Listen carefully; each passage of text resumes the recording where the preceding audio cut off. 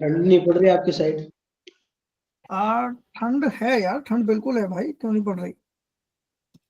अरे आप आते ही वो माइक रिकॉर्डिंग स्टार्ट मत किया करो सर। कोई नहीं यार, थोड़ा सा ना होना चाहिए मतलब रिकॉर्डिंग भी, ताकि मैं भी याद रखूं भाई कौन क्या क्वेश्चन पूछ रहा है। ठीक है ना। यस पर सर ये पर्सनल बात है गुड इसलिए इवनिंग सर। गुड इवनिंग आपने बेटा, गुड इवनिंग। आपने तो रिकॉर्डिंग ऑन कर दी, फिर क्या करें। Good evening sir. Good evening बेटा, very good evening to all of you.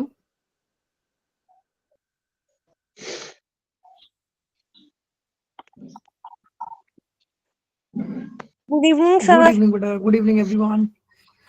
चलिए, तो मेरी आवाज आप सब तक आ रही है? कैसे हैं यस आप सब? सर। बढ़िया। Yes sir. अमर, अमर से मैं बात कर रहा था। अमर, गुड अच्छी खासी इवनिंग ठंड पड़ सर। रही है भाई यहाँ पर भी। गुड इवनिंग कहाँ पे शिक्षक। सर? सर कहाँ पे? मैं अभी यूपी में हूँ, और यूपी में अच्छी खासी ठंड पड़ रही है भाई। यूपी में कहाँ से? प्रयागराज? नहीं अमर, मैं प्रयागराज से नहीं हूँ। I am from Bulandshahr. I hope you have heard. Prayagraj में सर तो बहुत भीड़ है यार, बहुत भीड़ है प्रयागराज में। राधे राधे आदित्य। सर प्रयागराज से कितनी दूर? आ, अमर, मैं जिस दिन आऊंगा उस दिन बताऊंगा आपको। एक मीटिंग रखेंगे, अरे अपन सर, सब मिलेंगे उस दिन।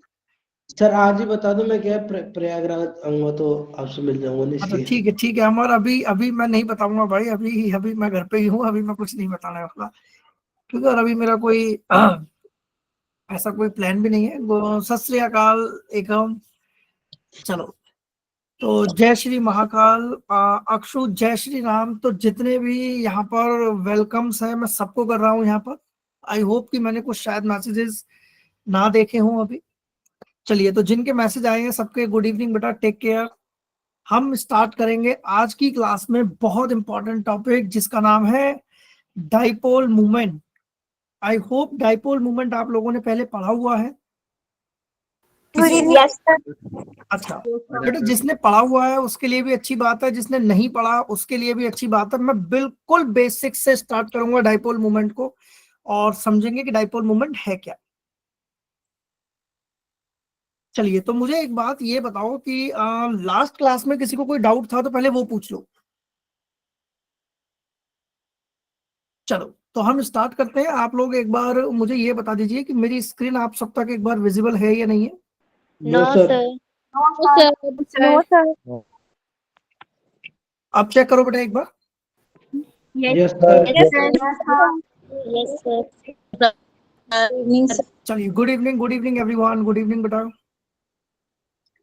चलिए, तो वेलकम है आप सबका केमिकल बॉन्डिंग के लेक्चर नंबर 5 में।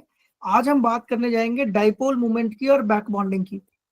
मेरा वही जो मैं हर बार बोलता हूँ, मेरा फेमस डायलॉग भी है, और मैं रिपीटिशन पे उस बात को रखता हूँ बेटा, कि आप लोग जितने भी यहाँ आए हुए हैं, प्लीज 1.5 आवर की आपकी क्लासेस हैं।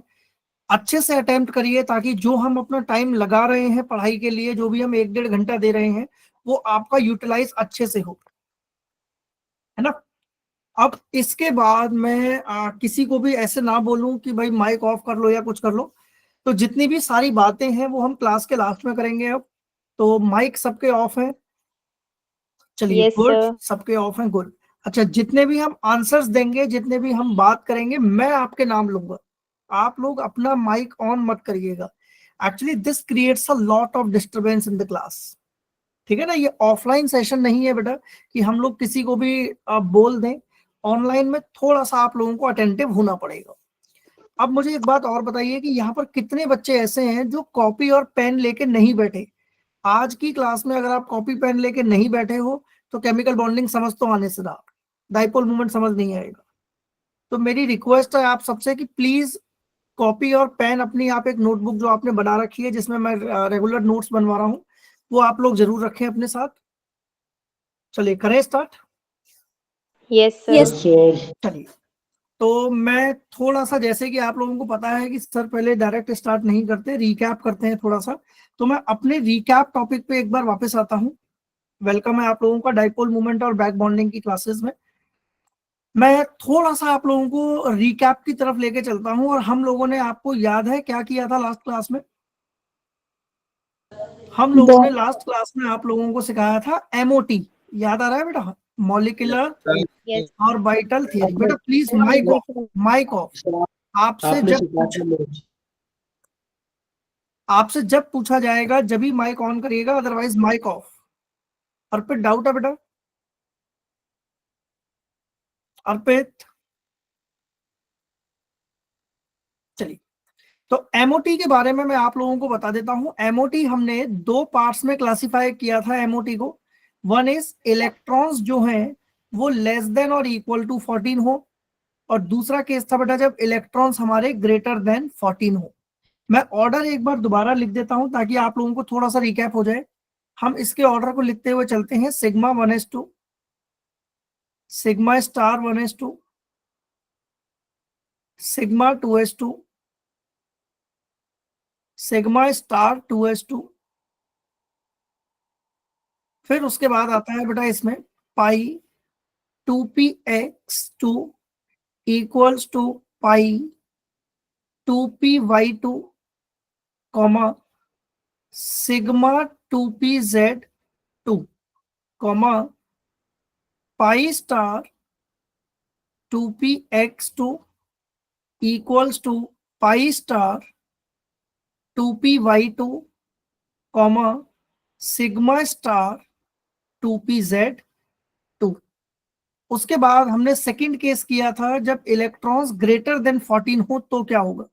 तो ग्रेटर देन 14 के लिए sigma 1s2, sigma star 1s2, sigma 2s2, sigma star 2s2, sigma 2pz2 comma pi 2px equals to pi 2py2 comma pi star 2px equals to pi star 2py2 comma sigma star 2pz2। इसके बाद मैंने आप लोगों को MOT के अंदर थोड़ा सा मैंने आप लोगों को बॉन्ड ऑर्डर के बारे में भी आइडिया दिया था बेटा कि बॉन्ड ऑर्डर का फॉर्मूला होता है NB माइनस Na/2। उसके बाद मैंने आपको बताया था कि जो बॉन्ड ऑर्डर होता है वो डायरेक्टली प्रोपोर्शनल होता है बॉन्ड स्ट्रेंथ के। और फिर हमने थोड़ी सी बात की थी मैग्नेटिक कंपाउंड्स की। मैग्नेटिक कंपाउंड के अंदर अगर आपको याद हो तो हमने दो टॉपिक करे थे, पैरामैग्नेटिक एंड डायामैग्नेटिक। मैं आपको याद दिला देता हूं। पैरामैग्नेटिक क्या होते हैं? ऐसे compound which contain unpaired electron, and diamagnetic ऐसे कंपाउंड जो जिनके पास सारे इलेक्ट्रॉन पेयर्ड होते हैं। तो ये सारी बातें हम लोगों ने लास्ट क्लास में कर ली थी। मैं आप लोगों को 1 मिनट का टाइम दे रहा हूं बेटा, किसी को इस टॉपिक में अगर कोई डाउट है तो पहले वो पूछ लो। Anyone any doubt in this topic जो आप लोगों के पास स्लाइड है। विशाल, पैरामैग्नेटिक वो होते हैं बेटा जिनके पास अनपेयर्ड इलेक्ट्रॉन होते हैं, और डायमैग्नेटिक वो जिनके सारे इलेक्ट्रॉन पेयर्ड है। बॉन्ड स्ट्रेंथ, बॉन्ड लेंथ क्या होती है? बॉन्ड लेंथ का मतलब बेटा एक बार लास्ट टू लास्ट लेक्चर देखिएगा, मैंने उसमें पूरा का पूरा बॉन्ड पैरामीटर डिस्कस किया हुआ है। तो सर आप भी तो बोल रहे थे किसी को डाउट हो तो पूछ लो, तो मैं पूछने लग बेटा गया। एमओटी में अगर कोई डाउट है अमर तो उसमें आप पूछो। ठीक है सर। चले आगे। Anyone any doubt? नो अच्छा सर। एक बात, अच्छा यहाँ पर एक बच्चे का डाउट, जैसे बॉन्ड लेंथ की बात हम कर रहे हैं तो बॉन्ड लेंथ क्या होता है बेटा? न्यूक्लियाई टू न्यूक्लियाई का डिस्टेंस। मैंने आपको इसके बारे में भी बताया था कि bond strength is directly is inversely proportional to bond length. अगर बॉन्ड लेंथ कम होगी तो बॉन्ड स्ट्रेंथ ज्यादा होगी, अगर बॉन्ड लेंथ ज्यादा है तो बॉन्ड स्ट्रेंथ कम हो जाएगी। चले आगे। Yes, sir. Sir yes Atul. Sir sir आप ऑक्सीजन और नाइट्रोजन का जो उसमें वो नहीं होता है कि ऊपर नीचे कर देते हैं उनके थोड़े ऑर्बिटल थोड़े ऊपर नीचे का डायग्राम का थोड़ा बता सकते हैं जरा? बेटा ऊपर नीचे के डायग्राम में ना जो भी हम देखो यहाँ पर पहले लिख रहे हैं, यहाँ देखो अगर आपने यहाँ पर देखोगे तो यहाँ पाई 2px, यहाँ पर सिग्मा 2pz पहले लिखा है और पाई 2px पाई 2py बाद में लिखा है। इसका मतलब सिग्मा 2pz की एनर्जी सबसे कम है। यानी बॉन्डिंग में वो सबसे नीचे बनेगा, उसके ऊपर बनेगा π2px एंड π2py। फिर एंटी बॉन्डिंग में सबसे ऊपर कौन चला जाएगा, सिग्मा स्टार 2pz। क्लियर? जी सर। चलो बना के दिखाऊं इसको, यहाँ शॉर्टकट में बना के देख लो। देखो ये शॉर्टकट में बना के दिखा देता हूं मैं आपको। यहाँ पर जैसे ये 2 ऑर्बिटल है बेटा p वाले, सबसे नीचे कौन आएगा, सबसे नीचे आएगा आपका सिग्मा 2pz। और फिर इससे नीचे कौन आएगा, इसके ऊपर कौन आएगा, π2px π2py। सबसे ऊपर कौन जाएगा, सिग्मा स्टार 2pz। और यहां कौन आएगा बेटा, पाई स्टार 2px और पाई स्टार 2py। ये कौन सा है, ये एंटी बॉन्डिंग है और ये वाला बॉन्डिंग ऑर्बिटल है। क्लियर? सर ये 14 से कम के लिए था या ये 14 से 14 ज्यादा से था? ज्यादा के लिए है बेटा, 14 से ज्यादा के लिए नीचे सिग्मा आता है, 14 से अगर कम है तो ऊपर हो जाएगा पाई। चले आगे। वंशिका, जय, कोई डाउट है बेटा इसमें? सर एक पैरामैग्नेटिक रिकैप करा देंगे। क्या बेटा दोबारा बताओ। Paramagnetic and diamagnetic. पैरामैग्नेटिक वो होते हैं जिनके पास अनपेयर्ड इलेक्ट्रॉन है बेटा, और जिनके पास अनपेयर्ड इलेक्ट्रॉन नहीं है वो डायमैग्नेटिक है। अनपेयर्ड इलेक्ट्रॉन का मतलब होता है जैसे px में कितने इलेक्ट्रॉन आ रहे हैं, 2 इलेक्ट्रॉन आ सकते हैं। लेकिन मान लो कोई ऐसा ऑर्बिटल है जिसके पास एक ही इलेक्ट्रॉन है px में, तो उसको हम क्या बोल देंगे, पैरामैग्नेटिक। क्लियर? चलो अब तो जय, कोई डाउट है बेटा? सर यस एकम। सर जैसे px py और pz ऑर्बिटल्स हैं, तो सर जैसे जैसे इनके अंदर इलेक्ट्रॉन्स भरेंगे तो पहले px pz और py में भरेंगे, उसके बाद उनकी डबलिंग होगी ना? यस बेटा, पहले px और py में भरोगे, फिर px py में ही डबलिंग करोगे, z बाद में आएगा। Okay sir. Clear? Yes sir. Dhruvi, कोई डाउट है बेटा? चलिए अगला क्वेश्चन आप लोग यहां पर एक क्वेश्चन कर लेते हैं इससे related. Let's see this question. पहला क्वेश्चन आप लोगों की स्क्रीन के ऊपर ये रहा। Water is a liquid whereas hydrogen sulphide is a gas. Sir कौन सा बॉन्ड स्ट्रॉन्ग होता है, एंटी बॉन्डिंग या बॉन्डिंग? बॉन्डिंग स्ट्रॉन्ग होती है बेटा, बॉन्डिंग स्ट्रॉन्ग होती है, एंटी बॉन्डिंग वीक होता है। क्लियर जय? चलो बहुत इजी क्वेश्चन है बेटा ये तो, सबका आंसर बिल्कुल सही है। RS राहुल बिल्कुल सही है, आदित्य सुहानी गुड, प्रियांशी डन, वंशिका बिल्कुल सही, विशाल, कनिका, सक्षम, इजान सही है बिल्कुल। बहुत सिंपल क्वेश्चन है बेटा ये। आंसर क्या हो जाएगा इसका, ऑप्शन नंबर 3। वाटर के अंदर अगर आप ध्यान से देखोगे, ये हमारा वाटर है, इस तरीके से मॉलिक्यूल है। तो ये वाला, ये जो बॉन्डिंग हो रही है बेटा, इसको बोलते हैं H बॉन्डिंग। अच्छा कितने बच्चों को H बॉन्डिंग क्लियर नहीं है? अगर नहीं है तो मैं इसकी पूरी क्लास रख लूंगा H बॉन्डिंग के लिए पूरी एक। किन किन बच्चों को क्लास चाहिए प्लीज एक बार अनम्यूट करके मुझे बता दो। H बॉन्डिंग के लिए अगर क्लास चाहिए तो मैं अगली सर, क्लास रख H लो एक बॉन्डिंग के लिए क्लास। रख लूंगा। सर चाहिए सर, सर चाहिए सर। अच्छा ठीक है, चलो अगली क्लास पूरी H बॉन्डिंग के लिए रखेंगे हम, ठीक है। तो आज की क्लास में इसके डाइपोल पूरा कर लो ताकि नेक्स्ट क्लास में आपको H बॉन्डिंग समझ आ जाए इजीली। अगला क्वेश्चन आप लोगों की स्क्रीन के ऊपर ये रहा, डू इट फास्ट। कह रहा मिनिमम मेल्टिंग पॉइंट किसका होगा, मिनिमम मेल्टिंग पॉइंट। बहुत इजी क्वेश्चन है ये, डू इट फास्ट।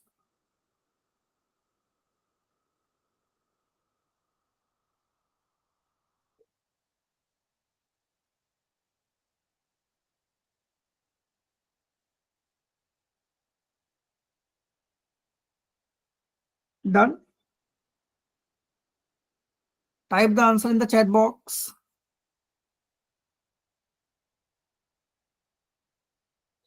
गुड, बिल्कुल सही सही सही।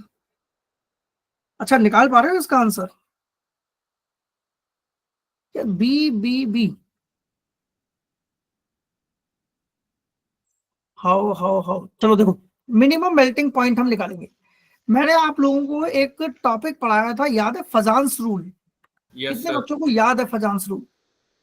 Yes sir. Yes sir. Fajans rule से, अब मेरी बात ध्यान से सुनना, फजांस रूल से हम किसी भी आयनिक कंपाउंड के अंदर कोवलेंट कैरेक्टर निकाल सकते हैं।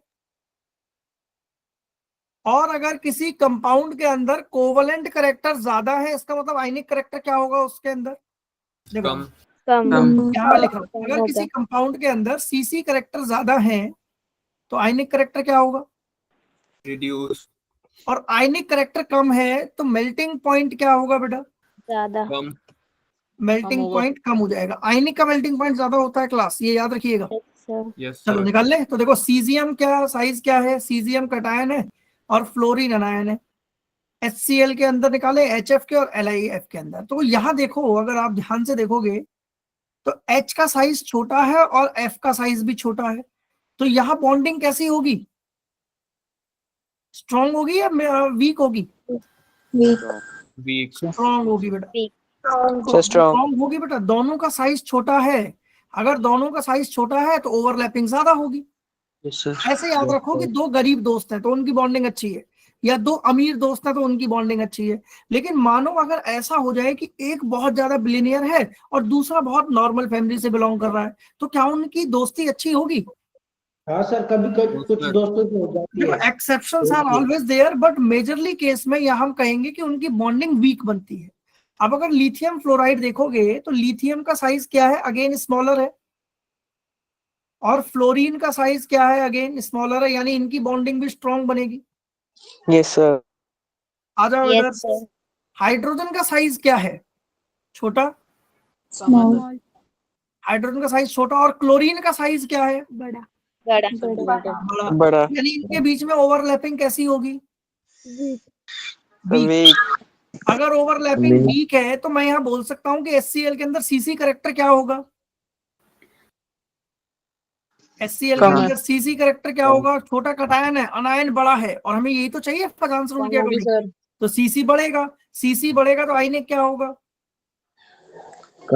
आयनिक कम होगा तो मेल्टिंग कम क्या हो होगा। जाएगा? सर कम। कम। इसका मतलब आंसर क्या आ गया हमारा? Option number sir. सेकंड। 2। कितने बच्चों को ये क्लियर नहीं हुआ? सर इसमें सीसी कैसे बढ़ गया? बेटा जिस सीसी बढ़ाने के लिए हमें क्या करना पड़ता है? कटायन को छोटा होना पड़ता है, अनायन को बड़ा होना पड़ता है। ये वाला, अगर आपको ये वाला फैक्टर याद है, देखना जरा एक बार। कैटायन, एनायन, हमने एक टेबल बनाई थी, याद है ये वाली? साइज और चार्ज वाली। कैटायन का साइज क्या होना चाहिए? स्मॉल। और चार्ज क्या होना चाहिए? छोटा। हाई। हाई। और अनायन का हाई। साइज क्या होना चाहिए? लार्ज। बड़ा। बिग या लार्ज। और चार्ज क्या होना चाहिए? हाई। हाई। हाई। तो ये वाली जो पहली कंडीशन मिल रही है वो कहाँ मिल रही है? HCl के अंदर मिल रही है। आई होप ये क्वेश्चन क्लियर हो गया होगा सबको। Yes yes sir. Yes sir. चलो करें स्टार्ट अपना टॉपिक आज का। Yes yes sir. अब मुझे बस सर। इतना बता दो, मुझे इतना बताओ कि अगर आप सर लोग, सीजियम का साइज भी तो बहुत बड़ा है। बेटा उसमें फजांस रूल नहीं लगेगा, साइज छोटा होना ओके चाहिए सर। ओके कटायन का। मैं कैटायन का। हाँ ठीक है सर। चले आगे। Yes sir. किसी को कोई डाउट है तो पूछ लो यहाँ तक। चलो वो सर अब मुझे एक बात ये बताओ, कितने बच्चों ने टग ऑफ वॉर खेला है? तो मैंने हिला। टग ऑफ वॉर खेला है आप लोगों ने? Yes sir. अच्छा। अच्छा, टग ऑफ वॉर क्या होता है मैं आपको बता देता हूँ। ऐसे ही ना एक रस्सी होती है बेटा, इस टाइप से एक, और यहाँ कुछ टीम्स खड़ी रहती हैं। ए, ये है टीम ए, और ये खड़ी है टीम बी।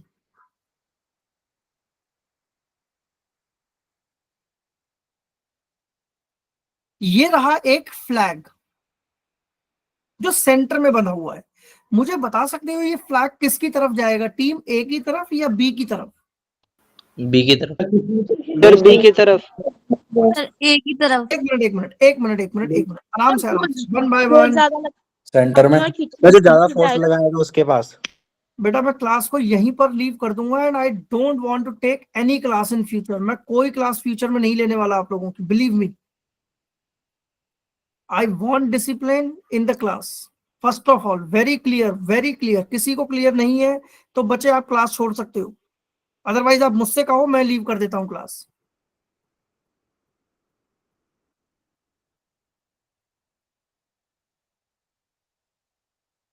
तो तो बी इन दी, ये बेटा आप लोगों की क्लास है, आप लोगों के लिए ही है, आंसर आपके सही आएंगे, बट एक बार कॉन्सेप्ट तो हो जाने दो। अब मैं यहाँ पर एक क्वेश्चन ये पूछना चाहूंगा और मैं जिसको बोलूंगा वही आंसर देगा। आज सक्षम अनम्यूट करो एक बार अपने आप को। Yes sir. सक्षम यहाँ डिसाइड कर सकते हैं ए टीम जीतेगी या बी जीतेगी? सर फिलहाल से जो आपने कंडीशन है उसमें नहीं बता सकते। मेरे कंडीशन पे कोई बच्चा आंसर दे पाएगा तो वो अपने माइक को ऑन करे। इस कंडीशन पर मुझे XYZ कोई कंडीशन नहीं चाहिए सर, यहाँ 3 बंदे लगा दिए, यहाँ 4 लगा दिए, नहीं, जो मैंने गिवन की है क्या उसके अकॉर्डिंग आप बता सकते हो? सर एक बार स्टेटमेंट रिपीट करना। मेरी स्टेटमेंट ये है कि एक तरफ टीम ए खींच रही है, एक तरफ टीम बी खींच रही है, तो फ्लैग किस टीम की तरफ मूव ऑन करेगा? जो टीम जोर ज्यादा लगाएगी या फिर टेक्निक। एकम आपने मेरा क्वेश्चन सुना ही नहीं है, मैंने अभी ना तो कोई जोर ज्यादा लगाने की बात की, मेरा क्वेश्चन सिंपल सा है कि इस बेस पर हम जजमेंट नहीं कर सकते। पर मुझे क्या पता ए टीम कितना फोर्स लगा रही है, बी कितना लगा रही है। अभी जो मैं सामने देख पा रहा हूं वो ये देख पा रहा हूं, ए टीम में 2 बंदे खड़े हैं और बी टीम में 2 बंदे खड़े हैं। इसका मतलब फ्लैग कहीं भी मूव नहीं करेगा, वो कहाँ रहना चाहेगा? तो सेंटर में। ओरिजिनल सेंटर में। वो सेंटर में ही रहना चाहेगा। ये बात कितने बच्चों को समझ नहीं आई? यार आएंगे केसेस आएंगे, अभी आप बहुत जल्दी मत करो, आराम से समझो टॉपिक को। अब देखो अगला केस आ रहा है मेरे सामने, ये हुआ केस नंबर 1। बेटा माइक ऑफ करो, किसका होना। अब केस सेकंड देखो, ध्रुव भाई माइक ऑफ कर ले। ये है केस सेकंड। सेम कहानी है, ए टीम बी टीम, लेकिन इस बार क्या किया, ए टीम की तरफ से 3 बंदे खेल रहे हैं और बी टीम की तरफ से खेल रहे हैं बेचारे 2 ही बंदे। अब मुझे बताओ फ्लैग किधर जाएगा? तो ज्यादा प्रोबेबिलिटी सर एक ही तरफ। अब प्रोबेबिलिटी काम नहीं करेगी बेटा, अब तो जाएगा ही एक ही तरफ। जल्दी बताओ ये बात किस किस को समझ नहीं आई? सर फिर से रिपीट करना। अगर एक तरफ 3 बंदे खींच रहे हैं, एक तरफ 2 बंदे खींच रहे हैं, तो फ्लैग मूव करेगा एक ही तरफ। तो जहां पे मूव करेगा वहां हम दिखाते हैं बेटा एरो। चलो अब समझते हैं केस नंबर 3। ध्यान से समझना, ये सारे केसेस डाइपोल में यूज होने वाले हैं। ये देखो वही रस्सी है। अब क्या हुआ, ये टीम ए, ये टीम बी, टीम बी से खेल रहे हैं 3 बंदे, टीम बी से खेल रहे हैं 3 बंदे और टीम ए से भी खेल रहे हैं 3 बंदे। लेकिन इस बार हमें कंडीशन क्या दी हुई है कि ए का जो खींचने की पावर है वो मान लिया मैंने ओनली 2 kg पर स्क्वायर मीटर है, या मैं ऐसे कहूं कि ए का जो वजन है वो 20 kg है, बी का वेट मान लिया मैंने 20 kg और सी का वेट मान लिया मैंने मान लो 15 kg। यहां ये जो 3 बंदे खड़े हैं बेटा, इसका वेट है 30 kg, इसका जो वेट है वो मान लिया मैंने 20 kg और इसका वेट मान लिया मैंने 25 kg। मुझे आराम से गैस कर नहीं करना है, दिमाग लगाओ, फ्लैग किस तरफ मूव करेगा? Team B. Sir B. Sir B. Everyone क्या ये बिलीव करते हो कि बी की तरफ जाएगा? Yes sir. Yes yes sir. अब यहाँ पर आप लोगों को एक चीज बड़े अच्छे से क्लियर हो गई होगी कि हम किसी भी डायरेक्शन में फ्लैग को भेज रहे हैं, वो हम 2 चीजों के बेस पर भेज रहे हैं कि बंदे कितने खड़े हुए हैं या फिर कौन कितनी ज्यादा फोर्स लगा रहा है। ये 2 बातें समझ आई? यस भाई 2 ही बातों पर Yes, फ्लैग की मूवमेंट डिपेंड कर रही है, या तो बंदे कितने खड़े हैं या फिर कौन कितनी ज्यादा फोर्स लगा रहा है। बस इसी टॉपिक को बोलते हैं डाइपोल मूवमेंट। डाइपोल मूवमेंट का मतलब होता है कि किसी भी इलेक्ट्रॉन का अपनी एक जगह पर ना रहना, वो क्या करेगा, किसी हाईली इलेक्ट्रोनेगेटिव एलिमेंट की तरफ मूव कर जाएगा। क्या बोला है मैंने? इलेक्ट्रॉन किसी भी हाईली इलेक्ट्रोनेगेटिव एलिमेंट की तरफ क्या करेगा, शिफ्ट कर जाएगा। उस टॉपिक को बोलते हैं डाइपोल मूवमेंट। जरा ध्यान से समझेंगे। डाइपोल, ये जो वर्ड है ना बेटा, ये दो वर्ड से मिलके बना हुआ है। डाई का मतलब सर दो। टू, एंड पोल का मतलब होता है चार्जेस। पोल का क्या मतलब है?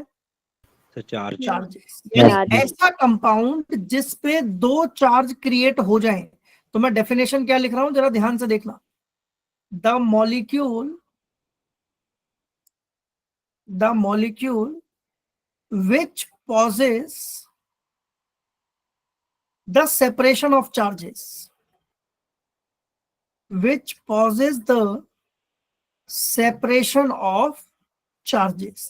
अभी आपको पता है चार्जेस किसकी बात कर रहा हूं मैं? पॉजिटिव एंड नेगेटिव की। अब ऊपर वाली डेफिनेशन भी समझ लेते हैं कि ऊपर क्या लिखा है। देखो, as a result of polarisation, Fajans rule पढ़ा है हमने, पोलराइजेशन सबको क्लियर था उस समय। Fajans sir. रूल के अकॉर्डिंग कोई भी एक एलिमेंट इलेक्ट्रॉन्स को क्या करेगा? अपनी तरफ खींच लेगा। जब कोई मॉलिक्यूल, मैं इसका एक एग्जांपल से समझाता हूं और अच्छे से समझ आएगा, ध्यान से देखना। मैंने एक एग्जांपल लिया HCl। मुझे बताओ जो ये वाले बॉन्ड है, क्या ये सेंटर में रहना चाहेंगे या क्लोरीन की तरफ रहना चाहेंगे? सर क्लोरीन की तरफ। क्लोरीन की तरफ। इसका मतलब ये हुआ कि क्लोरीन ने, देखो, दोनों इलेक्ट्रॉन्स को अपनी तरफ खींच लिया। लिया नहीं है, सिर्फ खींच लिया है।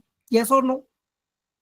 Yes sir. Yes, sir. जब क्लोरीन अपनी तरफ खींच लेगा, इसका मतलब क्लोरीन पे कुछ चार्ज आएगा जिसका नाम है डेल्टा नेगेटिव। Yes sir. और हाइड्रोजन पे चार्ज आ जाएगा डेल्टा पॉजिटिव। पॉजिटिव। इसका मतलब क्या हुआ कि इस कंपाउंड पर दो चार्जेस क्रिएट हो गए। तो ये कंपाउंड नेचर के अंदर कैसा हो गया बेटा? हम इसको नाम दे देंगे कि ये डाइपोल कंपाउंड है। It is a dipole compound. और अगर मुझे मूवमेंट दिखानी हो तो मैं कैसे दिखाऊंगा, जरा ध्यान से देखना। मैं मूवमेंट दिखाऊंगा, डाइपोल किस तरफ जाएगा? क्लोरीन की तरफ जाएगा। रीजन बता सकते हो क्यों जाएगा क्लोरीन की तरफ? सर क्लोरीन ज्यादा हाइड्रोजन। कोई डाउट इसमें? No, No, sir. No sir. Any doubt? किसी को अगर कोई हल्का सा भी डाउट है तो वो पूछ सकता है बेटा। सर डाइपोल मूवमेंट शो करते टाइम एरो किस कैसे होता है, मतलब डाइपोल नॉर्मल मूवमेंट शो करते टाइम बेटा फिर वही क्वेश्चन पूछ रहे। एकम का डाउट है, किसका है ये? एकम एकम। एकम, यहाँ हम कैसे बता पा रहे थे कि एरो किस सर तरफ नहीं, जाएगा? वो तो सर क्लियर है, जैसे एरो जो ड्रॉ करते हैं ना, तो हाँ। डाइपोल मूवमेंट का क्वेश्चन आया था हमारे, तो मैंने नॉर्मल एरो लगाया था, तो मैम ने मार्क्स नहीं दिए उससे, कहते नहीं, कि ऐसा ये कुछ नहीं है। देखो, ऐसा कुछ नहीं है, एनसीईआरटी में भी ऐसा कुछ नहीं दिया हुआ कि आप नॉर्मल एरो लगाओगे या कुछ लगाओगे। बस ये दिखा देना, एरो के आगे ऐसे लाइन दिखाते हैं ताकि मूवमेंट ही पता लगती है। इस टाइप का एरो दिखाते हैं बेटा, ये वाला एरो दिखाते हैं, ठीक है? कोई डाउट? नो सर, बस वो स्कूल में मैम ने मार्क करते थे तो इसलिए पूछा। कोई दिक्कत नहीं। अब डाइपोल का अगला पॉइंट क्या कह रहा है कि dipole is a product of, dipole को हम किससे मेजर करते हैं बेटा? म्यू से। डाइपोल का सिंबल होता है म्यू। तो कैसे डिफाइन है? It is the product of charge and radii of separation. यानी कि म्यू का फॉर्मूला क्या हो गया? Q into are. क्यू क्या है? चार्ज। और आर क्या है? आर क्या डिस्टेंस। है? Distance. रेडियाई ऑफ सेपरेशन, यानी दो मॉलिक्यूल्स के बीच में कितना डिस्टेंस है। एक तरीके से मैं इसको बॉन्ड लेंथ बोल सकता हूं या नहीं? Yes sir. बिल्कुल। Yes, sir. चलो, बहुत बढ़िया। अगला पॉइंट जरा ध्यान से देखना। सर एक बार ये डिस्टेंस वाला बता दीजिए सर। डिस्टेंस का मतलब बॉन्ड लेंथ। कोई एटम कितना दूर बैठा हुआ है, दैट इज कॉल्ड एज उसका डिस्टेंस है। अब मतलब डाइपोल दोनों के मोमेंट बीच के में बारे में डिस्टेंस। यहां जरा ध्यान से देखना, मैं क्या लिख रहा हूं। It is a vector quantity. Physics में कितने बच्चों ने वेक्टर नहीं पढ़ा? पता सबको होगा वेक्टर होता क्या है। वेक्टर का मतलब होता है ऐसी क्वांटिटी जो डायरेक्शन हो जिसके पास। जिसके पास डायरेक्शन नहीं होती, डायरेक्शन लेस होता है, उसको हम क्या बोल देते हैं बेटा? Scalar quantity. Scalar quantity. Clear? अच्छा, अब यहां पर एक पॉइंट और मुझे समझाना है कि डाइपोल की कुछ ऐसा यूनिट होती है। क्या होती है इसकी ऐसा यूनिट? डिबाई। डाइपोल की ऐसा यूनिट क्या है? डिबाई। और ये कन्वर्जन फैक्टर याद रखना बेटा। ये दो फैक्टर्स, आराम से इसको नोट डाउन करो, फिर आगे चलते हैं। बहुत सिंपल टॉपिक है, लेकिन इसको कॉम्प्लेक्स मत बना देना, इजी है टॉपिक। यहां तक कोई डाउट है पहले वो पूछो, फिर मैं आगे चलता हूं। मजा आएगा, टॉपिक बहुत इंटरेस्टिंग है। सर ESU क्या है यहाँ पे? ESU बेटा इसकी SI यूनिट है, electronic system unit. Clear? Yes sir. चले आगे। Yes sir. किसी को कोई डाउट है यहाँ तक? सर एक मिनट सर। No sir. जल्दी से उतारो फिर आगे चलते हैं।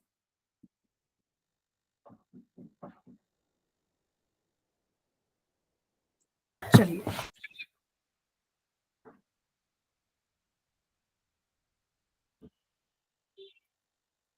चले आगे। अब देखो क्वेश्चन में अगर डिवाई में पूछा हो तो डिवाई में आंसर दे देना, ESU में पूछा हो तो ESU में दे देना। ESU की फुल फॉर्म लिख लो, आप लोगों को मैं बता चुका हूं। What is ESU? Electronic system या इलेक्ट्रोस्टैटिक यूनिट सिस्टम। जल्दी से इसको नोट डाउन करो फिर आगे चलते।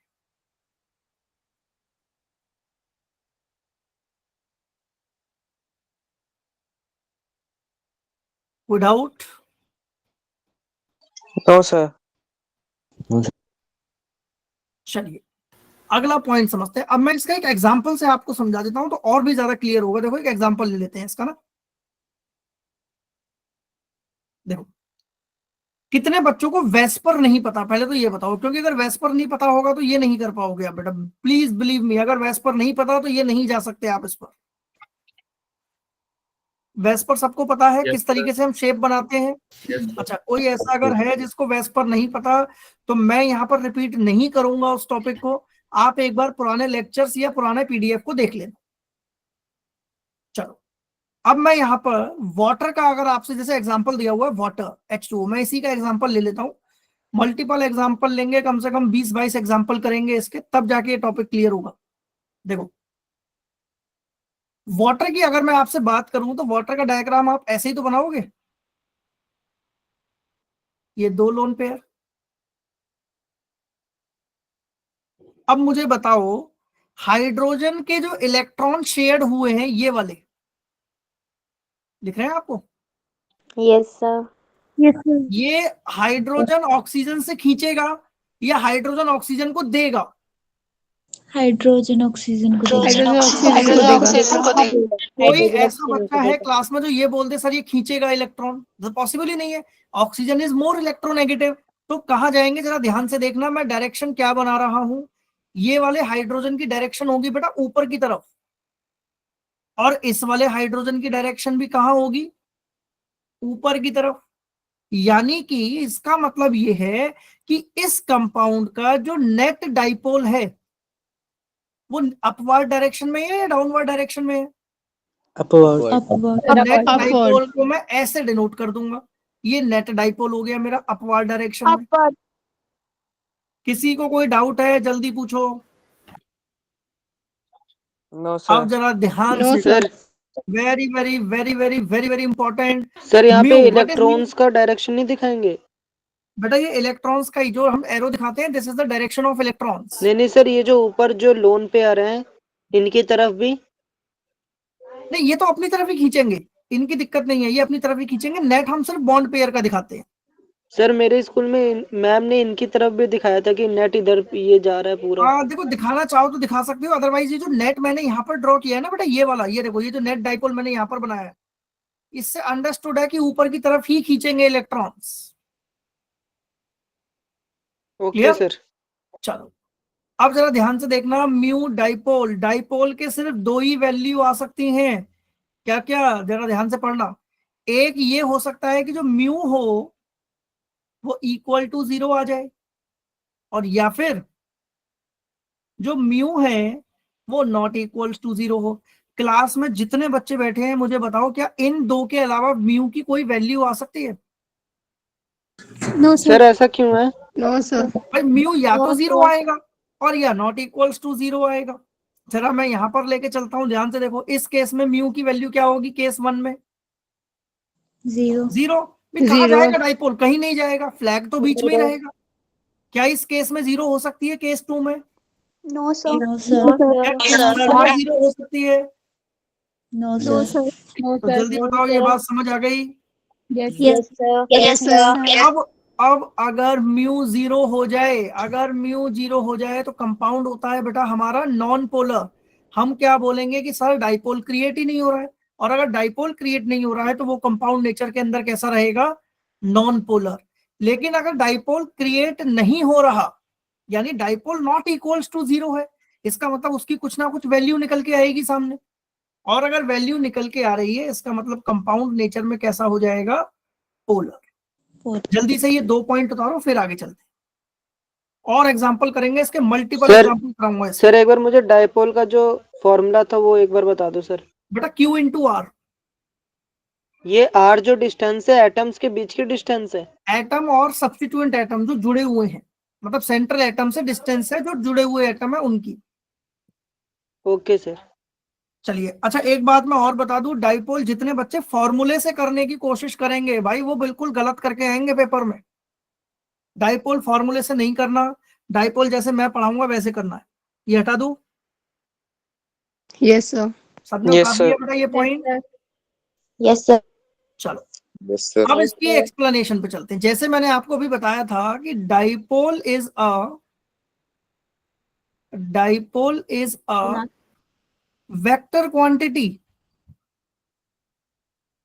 जैसे मैंने एक कंपाउंड लेता हूं, मैं जनरल एग्जांपल ले रहा हूं, बिल्कुल जनरल एग्जांपल है। जैसे माना एक डायरेक्शन तो मेरी ये जा रही है और एक डायरेक्शन मान लिया मैंने मेरी ये जा रही है।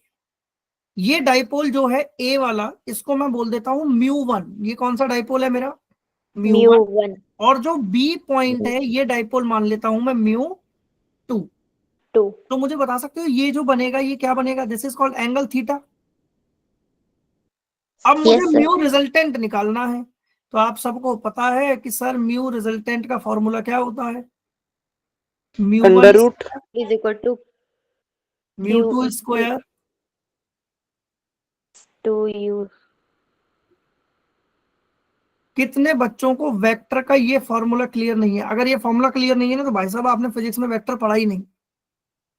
सर ये फॉर्मूला बताया नहीं सर ने। अब सर बिना, बताया है सर। अरे यार अमर कैसी बात हो रही है, बिना इस फॉर्मूले के वेक्टर पॉसिबल ही नहीं है यार, कैसे सर निकालेंगे? अभी परसों ही बताया था। भाई परसों बताया, अमर वेक्टर को यहाँ थोड़ी क्लास बताया। में अमर मैं यहाँ क्लास में कोई नॉनसेंस नहीं चाह रहा हूँ। बताया था अच्छी बात है, नहीं बताया था इट्स योर रिस्पॉन्सिबिलिटी। विदाउट इसके आई डोंट एक्सपेक्ट कि वेक्टर फॉर्म कर भी सकते हो आप, क्योंकि कॉस थीटा के बेस पर ही आप एंगल निकालोगे बेटा। चले हटाएं इसको। Yes sir. Yes sir. अब यहाँ पर एक बड़ा ही इंपॉर्टेंट फैक्टर मैं लिखने जा रहा हूं, और इसको very very very very very very important topic मान के आपको उतारना है। म्यू रिजल्टेंट जो होगा वो डायरेक्टली प्रोपोर्शनल होगा किसके, कॉस थीटा के। और ये पहला फॉर्मूला। दूसरा फॉर्मूला, कॉस थीटा, आपको पता है ना कॉस थीटा और थीटा का क्या रिलेशन है, इनवर्सली Yes, प्रोपोर्शनल होता है, यानी थीटा बढ़ेगा तो कॉस थीटा कम हो जाएगा। अरे अच्छा, तीसरा रिलेशन क्या निकल के आ गया कि सर जो म्यू रिजल्टेंट होता है वो इनवर्सली प्रोपोर्शनल है किसके, थीटा। थीटा। आराम से ये 3 फॉर्मूले हैं, जल्दी से उतारो फिर मैं आगे चलूंगा, पहले ये उतारो।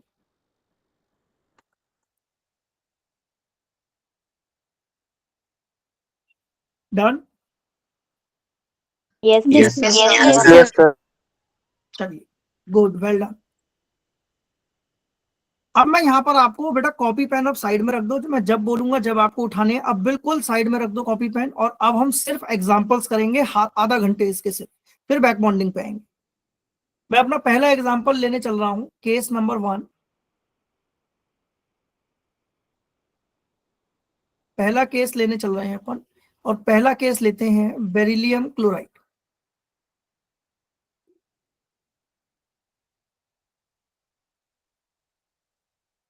Beryllium chloride. आई होप यहाँ जितने बच्चे बैठे हैं सबको फॉर्मूला पता है, लेकिन कि नहीं पता जिसको मैं दोबारा फॉर्मूला लगा के दिखा देता हूँ। हाफ 2 + 2 यानी टोटल पेयर आ जाएंगे 2, बॉन्ड पेयर है 2, लोन पेयर है 0, यानी कि हमारी ज्योमेट्री बोल दो चाहे शेप बोल दो, दोनों का मतलब सेम ही बनेगा इस केस में, और वो बनेगी लीनियर। यानी अगर मैं इसका डायग्राम आप लोगों से पूछना चाहूं तो आप मुझे इसका डायग्राम बहुत इजीली बता सकते हो। क्या कहोगे? सर ये बनेगा ऐसे। कितने कितने स्टूडेंट्स को ये टॉपिक बात समझ नहीं आई? कितने को क्लियर नहीं है अभी तक? चलो अब जरा ध्यान से, अब जरा ध्यान से सुनना। ये जो क्लोरीन है इसको मैं बोल देता हूं ए क्लोरीन और इसको बोल देता हूं बी क्लोरीन। क्लोरीन बेरिलियम से इलेक्ट्रॉन अपनी तरफ खींचेगा या बेरिलियम को देगा? सर खींचेगा। अपनी तरफ हाँ, खींचेगा। ध्यान से खींचेगा। देखो, मैं इसका रिजल्टेंट डाइपोल ऐसे ड्रॉ कर रहा हूं, ये इधर की तरफ खींचेगा अपनी तरफ। तो आपको पता है बी वाला भी अपनी तरफ खींचेगा। अब जल्दी से दिमाग लगाओ और मुझे बताओ कि जो क्लोरीन खींच रहा है इलेक्ट्रॉन्स को, क्या मैं इसको म्यू1 बोल सकता हूं? Yes sir. Yes, sir. जो बी क्लोरीन खींच रहा है उसको क्या बोलोगे आप? μ2। गलत, ये भी म्यू1 ही होगा। अरे भाई दोनों क्लोरीन सेम है तो दोनों की खींचने की पावर भी क्या होगी? सेम होगी। Same. Same.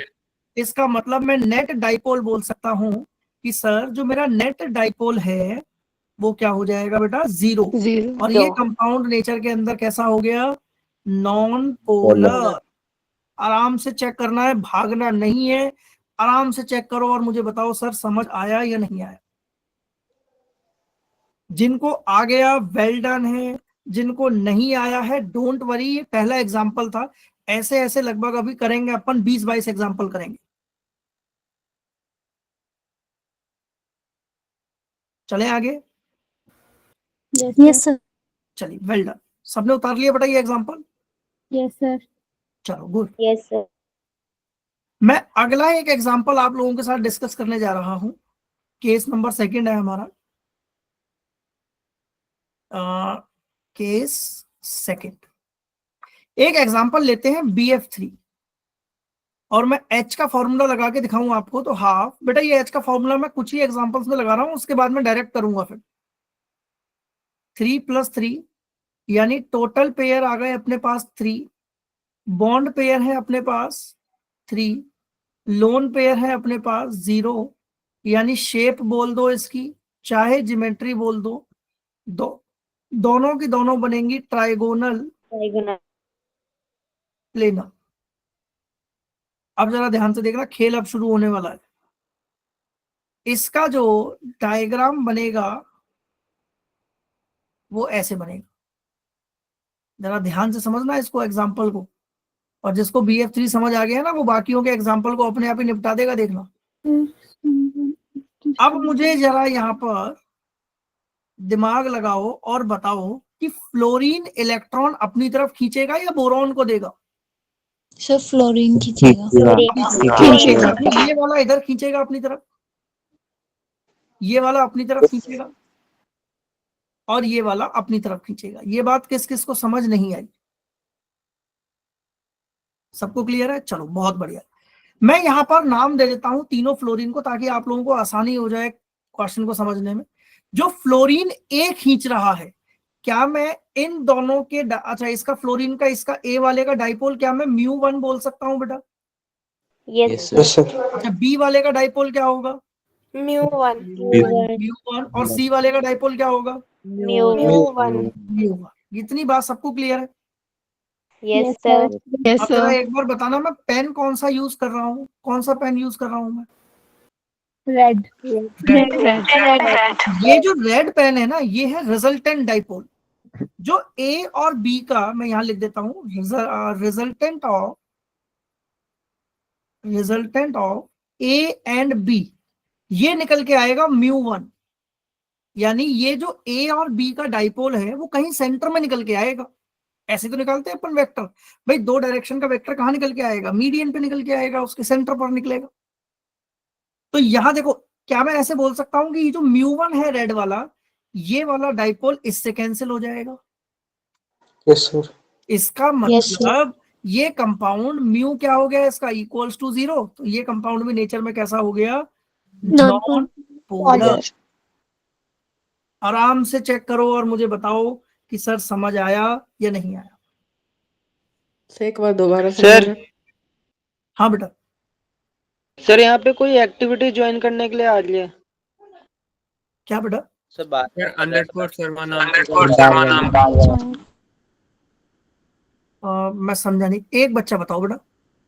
Sir underscore Sharma के नाम से कोई बच्चा है, वो एक्टिविटी ज्वाइन करने के लिए भेज रहा है लिंक बार बार, इनविटेशन। किस पर आ रही है ये मैसेज में? सर ये डायरेक्ट स्क्रीन पे। सर आप इसको सर रिमूव कर दो। क्या नाम है बेटा?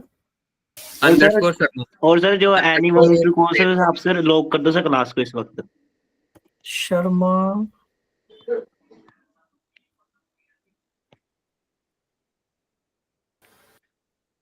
सर पहले अंडरस्कोर लगाओ, उसके बाद स्पेस लिखना देखो जरा होगा। एक बार बेटा, हो गया? Yes sir. यस सर हो गया। एक ना ये मीटिंग लॉक करने का भी आता है, मुझे बताओगे कहाँ से होता है वो? यस सर, वो एडमिन होस्ट कंट्रोल में जाके नीचे आता है। हम सब मैं कर देता हूँ, मैं कर देता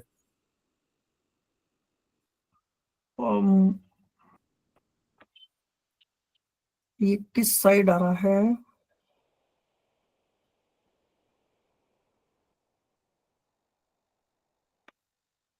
देखो एक बार, हो गया क्या ये? नहीं सर, अभी मीटिंग लॉक। एक्चुअली ना ये सबसे बड़ा भाई, देखो ये आप लोगों का ही एक टाइम वेस्ट हो जाता है इसमें। तो that is the only way कि मैं आप लोगों से कहता हूँ कि प्लीज थोड़ा सा फोकस करो पढ़ाई की तरफ, और ये अदर स्टूडेंट्स को प्लीज लिंक ना शेयर किया करो, क्योंकि ये बहुत डिस्टरबेंस क्रिएट होता है। चलो छोड़ते हैं, अपन टॉपिक पे चलते हैं, ऐसा फालतू के बकवासों पे नहीं जाते हैं। देखो टारगेट एक होना चाहिए बेटा आप लोगों का। मैं आप लोगों को बता रहा था, टारगेट एक ही होना चाहिए, सिर्फ अपने फोकस पर, आप अपने एम पर फोकस करो, रेस्ट चीजों को जाने दो। अच्छा इस एग्जांपल पे हम चलते हैं। इस एग्जांपल पे देखो ए और बी का जो रिजल्टेंट डाइपोल था वो सेंटर में निकल के आ रहा था। इसका मतलब ये हुआ कि जो रिजल्टेंट डाइपोल है वो भी क्या निकल के आएगा, मेरा म्यू1 ही निकल के आएगा। तो म्यू1 से ऊपर वाला म्यू1 कैंसिल हो गया, तो नेट डाइपोल इसका 0 हो गया। बात समझ आई? चलो मैं एक बहुत जनरल एग्जांपल समझाता हूँ आप लोगों को, इसका बहुत जनरल एग्जांपल है और इसको प्रैक्टिकल लाइफ में मत करना, ठीक है? और मुझे किसी का भी माइक ऑन नहीं चाहिए। आप लोगों के साथ कभी ऐसा हुआ होगा, जैसे बचपन में मेरे साथ तो होता था कि मुझे मान लो कोई बच्चा कुछ बोल दे तो मैं भी उसको कुछ बोल दूंगा, तो मेरा नेट डाइपोल 0 हो जाएगा।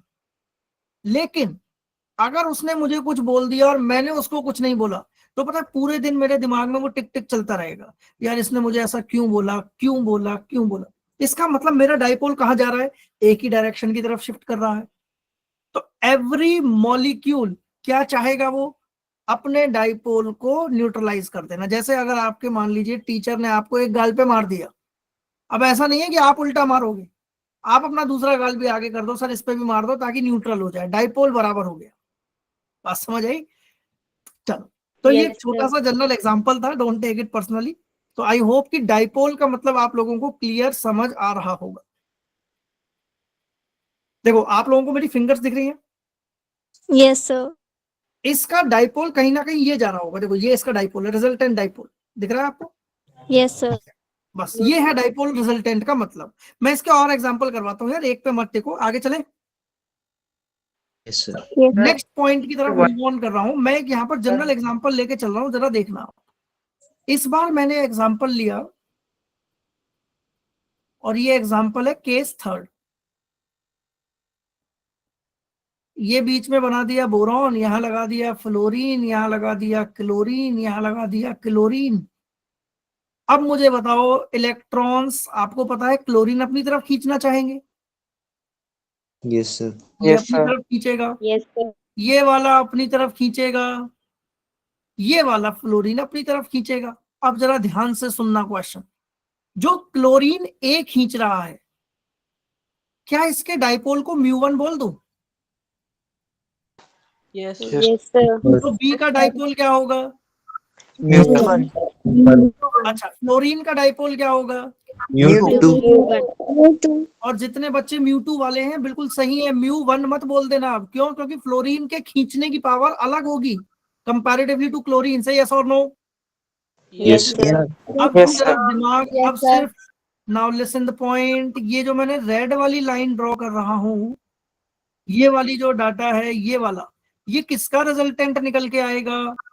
म्यू वन का वेल डन। अब जरा दिमाग लगाओ, क्या म्यू1 म्यू2 को कैंसिल कर सकता है? नहीं। अब मैं ये बोलूंगा कि No, जो sir. इसका डाइपोल है वो नॉट इक्वल्स टू 0 हो गया, और अगर नॉट इक्वल्स टू 0 है तो ये कंपाउंड नेचर के अंदर हो जाएगा पोलर। Polar. भाई इसके क्वेश्चन करेंगे बढ़िया, लेकिन पहले एग्जांपल से एग्जांपल समझ लो आप। 5-7 एग्जांपल मेरे साथ कर लो, 5-6 अपने आप कर लो, तो ये टॉपिक खत्म हो जाएगा। Without why last case dipole moment is 0, sir? because in this case beta the power of chlorine and power of fluorine both have the different. I understand this case, sir. Last case, sir. Last case. In the last case, this one. Yes, sir. Yes, sir. In this case, in the both the dipole are with equal are in equal but in opposite magnitude, so they are cancelled out with each other. Okay, sir. How can we write mu1 is common for both fluorines, sir? Mu1 is common.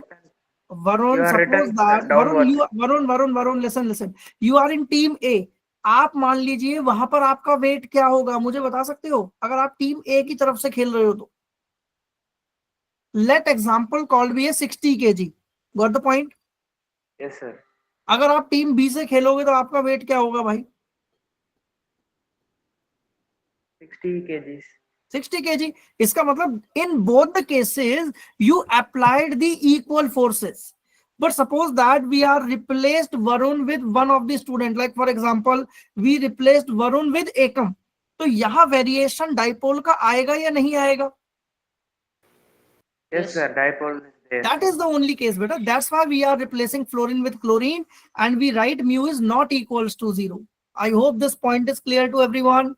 Yes, Yes sir. sir. Now let's move to case number 4. We have a lots of examples. So let's case number 4. Suppose that in this case we are only drawing the structure. I hope everyone knows this is methane. Yes or no? Yes. Yes, sir. Now this is polar or non-polar? Okay, their dipole is mu is equals to 0, and in that case Non-polar. this compound is Non-polar. non-polar. Chalo, let's move to the next example. Case number 5. Sir Yes. वो पीछे वाला case एक बार दिखाना। हाँ sir, इसमें ये जो नीचे वाला एच है और ऊपर वाला एच वो तो कट जाएगा, फिर जो ये दोनों बगल वाले एच इनका जो रिजल्टेंट तो बगल वाले नीचे एच हैं बेटा, ये अलग अलग डायरेक्शन है. These are not the perpendicular, these are in the different direction. तो ये वाला देखो, ये वाला, ये दिख रहा है आपको? ये वाला, ये पॉइंट दिख रहा है? ये वाला मूवे पे मेरी जो उंगली मूव कर रही है, यस सर, ये इसको कैंसिल कर देगी क्योंकि दोनों की डायरेक्शन अलग अलग है. Sir clear? तो they are in 4 different direction. Sir yes Dhruv. Sir एक बार वो हाँ. नॉन पोलर और पोलर से एक बार फिर से बता दीजिए सर, ये दोनों सर. यस. पोलर का मतलब अगर कहीं भी इलेक्ट्रॉन एक डायरेक्शन में मूव कर रहे हैं. बेटा Shubham Kumar is in the class. Shubham Kumar class का स्टूडेंट है बच्चे.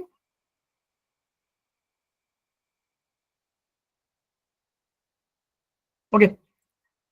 अगर मान लीजिए डाइपोल में इलेक्ट्रॉन्स एक तरफ मूव कर रहे हैं तो हम उसको बोलेंगे पोलर, और अगर एक भी तरफ मूव नहीं कर रहे हैं तो वो हो जाएगा नॉन पोलर. सर इन दोनों में पता कैसे चला कि एक ही तरफ कर रहे नहीं कर रहे? अब देखो, 2 हाइड्रोजन है, दोनों की इलेक्ट्रोनेगेटिविटी सेम होगी. ये अपनी तरफ खींच रहा है, ये अपनी तरफ खींच रहा है, तो ये दोनों तो कैंसिल हो गए. ऊपर वाला ऊपर की तरफ, नीचे वाला नीचे की तरफ, तो ऊपर वाले ने नीचे वाले को कैंसिल कर दिया. अच्छा. Yes sir. ये चलो और करते हैं इसके एग्जांपल. देखो केस नंबर 5 में मान लो मैं आपसे पूछता हूं CH Cl Cl Cl, इसका ये है बेटा क्लोरोफॉर्म CHCl3. बताओ जल्दी, पोलर या नॉन पोलर? पोलर. पोलर. अब देखो जरा ध्यान से. यहाँ पर everyone look at the screen. ये वाला जो इलेक्ट्रॉन खींच रहा है ये mu1 से खींचेगा, तो ये वाला किससे खींचेगा भाई? mu1 से. और जरा ध्यान से देखना, इसके mu1 से ये वाला mu1 कैंसिल हो जाएगा. लेकिन ये वाला जो क्लोरीन है ये खींच रहा है म्यू1 से, और पता है हाइड्रोजन अब खींचेगा नहीं, हाइड्रोजन का जो नेट डाइपोल है वो किस तरफ जाएगा बेटा, नीचे की तरफ, यानी रिजल्टेंट डाइपोल कहाँ जा रहा है, डाउनवर्ड डायरेक्शन में। क्या हाइड्रोजन और क्लोरीन का डाइपोल कैंसिल कर सकता है एक दूसरे को? नो। तो इसका क्या लिखूंगा, mu is not equals to 0। तो ये कंपाउंड नेचर पे कैसा हो गया, पोलर। पोलर। जल्दी बताओ किस किस को समझ नहीं आया? सर अभी मेरा नेट चला गया था, तो सर ये क्लोरीन क्लोरीन का कैसे कैंसिल हो गया? बेटा दोनों का जो डायरेक्शन है क्लोरीन की, ये अलग अलग डायरेक्शन है, तो दोनों इक्वल फोर्सेस से खींचेंगी। सर नेट तो बीच में से चला जाएगा फिर। नेट बीच में से क्यों जाएगा बेटा, नीचे तो क्लोरीन अपना एक आ रहा है, नीचे से जब भी तो जाएगा जब नीचे कोई डाइपोल ना हो, नीचे तो ऑलरेडी एक डाइपोल मिल रहा है आपको। Okay sir. चलो एक एग्जांपल और करते हैं, केस नंबर 6। जरा ध्यान से मुझे आंसर देना, CO2। हाँ भाई, 2 ऑक्सीजन दिख रही है, यस। इसको नाम दे दो A, इसको नाम दे दो A और इसको नाम दे दो B। अब जल्दी बताओ ये वाली ऑक्सीजन अपनी तरफ खींचेगी, किस डाइपोल से खींचेगी, म्यू1। ये वाली अपनी तरफ खींचेगी। ये किस डाइपोल से खींचेगी, म्यू1। तो मैं क्या बोलूंगा sir, mu is equals to 0। Why mu equal to 0? Because दोनों का खींचने का बराबर है, यानी ये कंपाउंड नेचर के अंदर कैसा हो जाएगा बेटा, नॉन पोलर। जल्दी बताओ किस किस को अभी भी समझ नहीं आया? और करेंगे इसके एग्जांपल, और करते हैं, और देखो, हटाओ इसको। सर हाँ बेटा, सर अगर एक तरफ ऑक्सीजन और एक तरफ सल्फर होता तो? बिल्कुल नहीं कर सकते थे। ऑक्सीजन म्यू1, ये म्यू2, तो जब म्यू1 म्यू2 अलग अलग हो जाए तो वो कंपाउंड पोलर हो जाएगा। Okay sir. चलो और देखो एग्जांपल, और करते हैं यार, एग्जांपल से मत डरो। केस नंबर आ गया अपना 7। जरा ध्यान से देखना क्वेश्चंस को। एक मैंने एग्जांपल बना रहा हूं, ये लिया मैंने Cl, ये F, ये F और ये F, ये दोनों इलेक्ट्रॉन्स। अब जरा ध्यान से देखना, ऊपर वाला जरा यहाँ पर देखो, ये अपनी तरफ खींचेगा बेटा, यस सर, म्यू1 से, ये अपनी तरफ खींचेगा किससे, म्यू1। Well done, म्यू1। कितने बच्चों को ये समझ नहीं आया, ये अपनी तरफ खींचेगा, लेकिन म्यू2 से, ये अपनी तरफ खींचेगा म्यू2 से। और इसका मतलब ये हुआ कि इन दोनों इलेक्ट्रॉन्स का रिजल्टेंट कहीं बीच में निकल के आने वाला है, और वो कितना निकल के आएगा, म्यू2। जरा ध्यान से देखना मेरे डायग्राम्स को। मैं म्यू1 से, यहाँ देखो जरा, मैंने म्यू1 से म्यू1 को कैंसिल कर दिया, ऊपर से नीचे वाले को। Yes sir. लेकिन क्या इस वाले फ्लोरीन से आप ये वाला म्यू2 कैंसिल कर पाओगे? No sir. इसका मतलब ये कंपाउंड कैसा हो गया नेचर के अंदर, पोलर। भी किसको समझ नहीं आया? और करते हैं, डरो मत। एक केस और देखो, XeF2। बेटा माइक ऑफ करो। अरे वो साइड में निकान माइक ऑफ कर ले निकान। किसका? Nitan switch off your mic. Sir, one doubt in last case, sir. 1 minute बेटा। XeF2, आप सबको डायग्राम पता है, इसका डायग्राम यही बनेगा, यहाँ इलेक्ट्रॉन्स। अब जरा ध्यान से देखना, मैं डाइपोल ड्रॉ करने जा रहा हूं, और डाइपोल इसका अगर मैं ड्रॉ पूछूं आपसे, तो फ्लोरीन अपनी तरफ खींचेगा म्यू1 से, ये इलेक्ट्रॉन अपनी तरफ खींचेगा म्यू2 से, ये फ्लोरीन अपनी तरफ खींचेगा किससे, म्यू1 से, ये अपनी तरफ खींचेगा इलेक्ट्रॉन किससे, म्यू2 से, ये अपनी तरफ खींचेगा म्यू2 से। कितने बच्चों को ये म्यू1 म्यू2 ही समझ नहीं आ रहा? यार ये बहुत इजी है, प्लीज एक बार आप ना ढंग से फोकस करो। अब जरा ध्यान से देखना, मैंने कहानी क्या बना रहा हूं। मैं यहाँ पर इस μ1 से इस μ1 को कैंसिल कर रहा हूं, और इन दोनों का रिजल्टेंट बीच में निकल के आने वाला है कितना? और आपको पता है अब क्या होने वाला है? μ2 और μ2 कैंसिल। अरे बहुत बढ़िया भाई, इस μ2 से ये μ2 कैंसिल हो गया, यानी कि इसका नेट डाइपोल क्या आ गया? 0। तो ये कंपाउंड कैसा हो गया? Non polar. आराम से चलो, भागना नहीं है, जल्दी बताओ समझ आया नहीं आया? Ma'am, sir, in case I had a doubt, sir.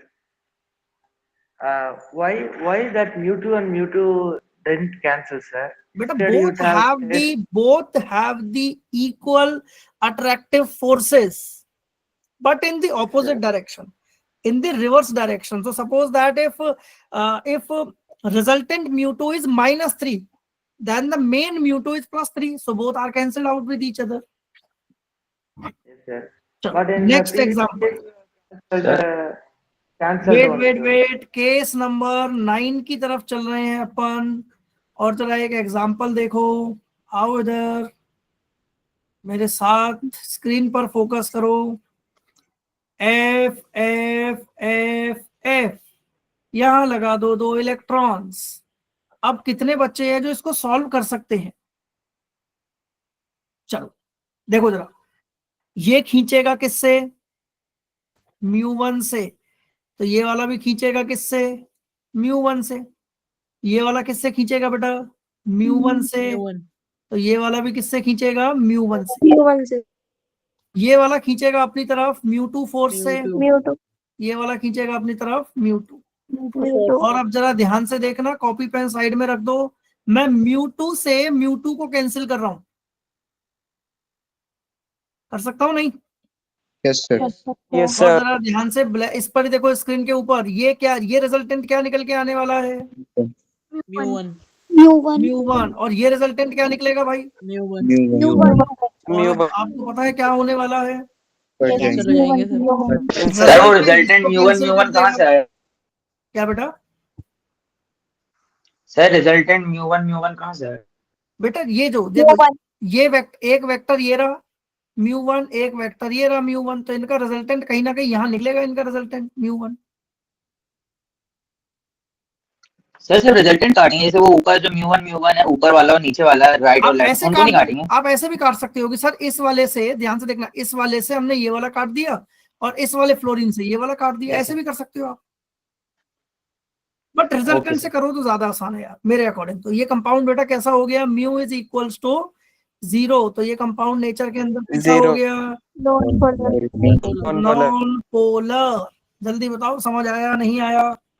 आ गया सर। सर आ गया। चलो और करते हैं इसके क्वेश्चन। केस नंबर 10 पर चलते हैं अपन। मैं यहाँ पर 2 डायग्राम बना रहा हूं, H H H और ये एक इलेक्ट्रॉन्स, और ये बनाया मैंने F F F और ये एक इलेक्ट्रॉन्स। अब मुझे बताओ, क्वेश्चन ये है, ये A है, ये B है। Out of A and B, out of A and B, which have higher dipole? B। चलो करें क्वेश्चन। देखो, हाइड्रोजन खींच नहीं सकता, यानी ये ऊपर की तरफ देगा, ये भी ऊपर की तरफ और ये भी ऊपर की तरफ, और इलेक्ट्रॉन से ये अपनी तरफ खींचेंगे। यानी यहां मैं बोलूंगा ए केस में जो रिजल्टेंट है वो कहां जा रहा है मेरा बेटा? ऊपर की तरफ सर। ये हो गया म्यू रिजल्टेंट। कोई डाउट? No sir. अब जरा ध्यान से देखो, ये अपनी तरफ खींच रहा है, ये अपनी तरफ खींच रहे हैं। रिजल्टेंट एक डायरेक्शन में जा रहा है, यानी इसकी वैल्यू बड़ी आएगी। देखो यहां देखो, इस वाले फ्लोरीन ने, इसका रिजल्टेंट μ1, इसका भी μ1, तो क्या मैं बोल सकता हूं कि μ1 से μ1 कैंसिल है? Yes sir. ऊपर ये जो फ्लोरीन नीचे ये खींच रहा है, ये μ1 है, ये μ2 है। अब देखो μ1 μ2 एक दूसरे को खींच रहे हैं, यानी इसका डाइपोल कुछ ना कुछ कम होगा, जबकि इसका डाइपोल नेट एक ही डायरेक्शन में जा रहा है, तो इसका डाइपोल ज्यादा हो जाएगा। यानी कि मैं क्या बोलूंगा कि A है higher dipole than B, because in case A only one direction electrons are shifted. बस ये उतार लो जल्दी। रिजल्टेंट जब एक ही डायरेक्शन में जाता है, रिजल्टेंट जब एक ही डायरेक्शन में जाता है तो बेटा उसकी वैल्यू बढ़ जाती है। क्लियर? चलो और करते हैं यस सर। एक क्वेश्चन और देखो, एक क्वेश्चन और देखो। केस नंबर हो गया अपना ये 11। जरा ध्यान से देखना, ये है ए और ये है बी। मैंने दो कंपाउंड बनाए हैं, आपको बताना है किसका डाइपोल ज्यादा होगा। C double bond C Cl H Cl, C double bond C Cl H। किसका डाइपोल ज्यादा होगा? डाइपोल किसका ज्यादा होगा इन केस में? बी वाले का सर। अब जरा ध्यान से सुनो, मजे की बात क्या है? मजे की बात, ये खींच रहा है μ1 से, ये खींचेगा μ1 से, यानी कि मैं बोल सकता हूं देखो इसने इसको काट दिया और इसने इसको काट दिया, भाई दोनों अपोजिट लगे हुए हैं ना। जबकि बी वाले केस में जो नेट डाइपोल है बेटा वो इस डायरेक्शन में आएगा। यस और नो? Yes sir. इसका मतलब आंसर मिल गया हमें कि B have higher dipole than A. अच्छा, ऑर्गेनिक में बेटा इस फॉर्म को बोलते हैं ट्रांसफॉर्म सर और इस फॉर्म को बोलते हैं सिस फॉर्म। तो एक बात यहाँ पर और इंपॉर्टेंट मिल गई हमें कि mu of trans is always smaller than mu of cis. अब बताओ सर, फर्स्ट वाले केस में हाइड्रोजन खींचेगा या कार्बन? बेटा, इस वाले केसेस में हम ऐसा मान के चलते हैं कि डाइपोल जो है वो हाइड्रोजन जनरली थोड़ा सा पुश इफेक्ट दिखाएगा। ठीक है, या ऐसा करो, यहाँ थोड़ा सा कंफ्यूजन आ रही है अगर आप लोगों को, तो इसकी जगह ना ऐसा लिख लो। मैं यहाँ पर इसको हटा देता हूँ, इसकी जगह BR कर लो तो आई थिंक और ज्यादा समझ आ जाएगा, वो इजी रहेगा, है ना। 1 मिनट, यहाँ BR ले लो, यहाँ भी BR। नहीं सर, अगर हाइड्रोजन होता तो? हाइड्रोजन होता तो वो बेटा जो एल्कीन की तरफ है विड्रॉ करता, वो मतलब गिवन करता अपने इलेक्ट्रॉन्स। तो उस केस में भी हम ये बोलते हैं कि जो नेट डाइपोल है वो 0 हो रहा है, टेंड्स टू 0 बोलते हैं उसको। क्लियर? चलो, तो अब यहाँ पर मैं एक और एग्जांपल करवा। सर 1 मिनट, लास्ट वाली स्लाइड दिखा दीजिए सर। इसको उतारो बेटा जल्दी, चले आगे। चलो, कुछ सर इसे एक्सेप्शनल ट्रांस और सिस क्यों बोलते हैं? ये बेटा ऑर्गेनिक में डिस्कस करेंगे अपन ना। कुछ एक्सेप्शनल केसेस हैं वो और देख लो बेटा। तो थोड़ा बहुत तो बता दो उसके बारे में। बेटा यहाँ सिस और ट्रांस बिल्कुल ऐसे समझ लो कि जब सेम ग्रुप ऑपोजिट साइड हो तो वो ट्रांस है। ठीक है सर। अब देखो जरा, इसका अगर आपसे डाइपोल पूछा जाए तो आप क्या बोलोगे? इसका डाइपोल देखने में तो 0 लग रहा है कि नहीं है भाई? OH अपनी तरफ खींचेगा, नीचे वाला अपनी तरफ खींचेगा। लेकिन यहां याद रखना, दिस कंपाउंड जो म्यू होता है that is equal, that is not equals to 0। ये कुछ एक्सेप्शनल्स है, तो ये कंपाउंड पोलर होता है बेटा नेचर के अंदर। This is polar compound. Sir ये बेंजीन है ना? ये बेंजीन है। इसके जैसा एक कंपाउंड और है जिसका नाम है SH, और यहाँ भी SH। अगेन सेम फैक्टर इसमें भी याद रखना, mu is not equals to 0 होता है यहाँ भी, और ये कंपाउंड में पोलर होता है नेचर के अंदर। ये 2 एक्सेप्शंस हैं, इसको याद रखिए। सर क्या सारे बेंजीन में 0 होता है? नहीं, सिर्फ ये 2 एक्सेप्शंस है बेटा, ये 2 एक्सेप्शंस में याद रखिएगा, दैट्स ऑल। क्लियर? COH और COH में होगा?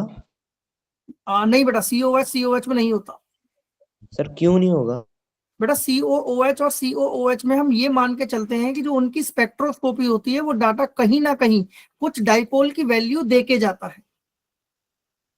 मतलब जितना भी हम ये थ्योरी पढ़ रहे हैं ना, ये सारी की सारी हम कुछ एक्सपेरिमेंट स्पेक्ट्रो डाटा के बेस पर पढ़ते हैं। स्पेक्ट्रो एक ब्रांच होती है केमिस्ट्री के अंदर। चलो एक एग्जांपल और करवाता हूं मैं आपको, ये आप ही को करना है, मैं नहीं करूंगा। मुझे बस इनका डाइपोल का ऑर्डर बता दो। इधर NO2, इधर NO2, ये A कंपाउंड है अपना,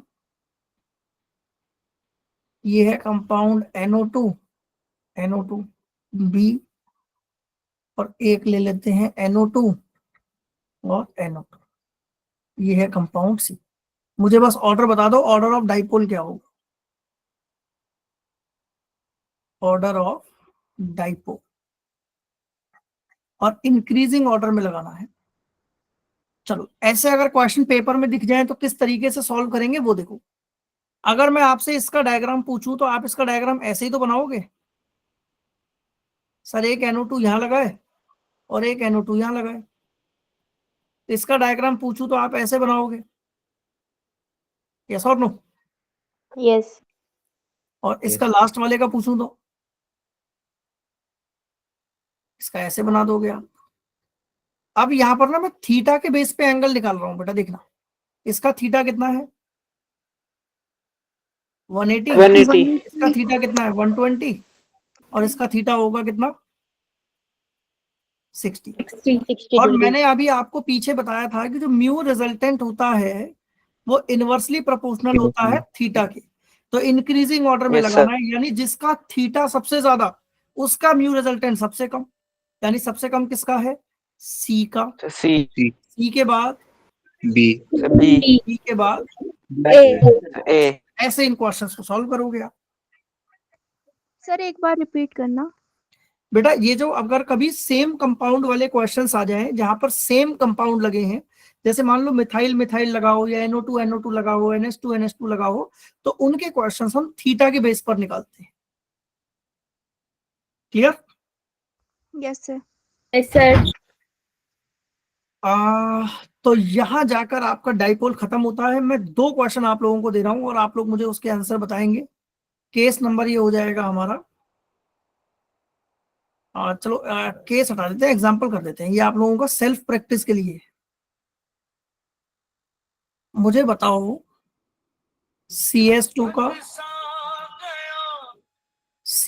का, और मुझे बताओ PCl3 का, और बताओ मुझे आप SF4 का।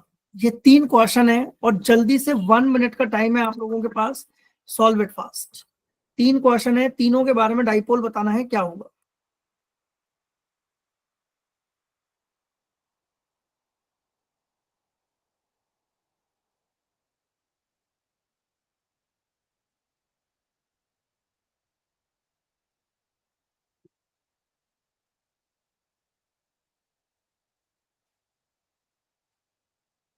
चले आगे। किस किस का ये नहीं हुआ अभी तक? नहीं हुआ बेटा? आरुष कुमार एंड अजय पनवर ये अपनी क्लास के स्टूडेंट्स हैं। Anyone have the idea? Sir पहले तो कभी देखे नहीं। ठीक है, तो इनको रहने ही देते हैं। सर पहले कभी देखे नहीं, आज ही नए नाम सुन रहे सर, आरुष कुमार। ठीक है, done done done.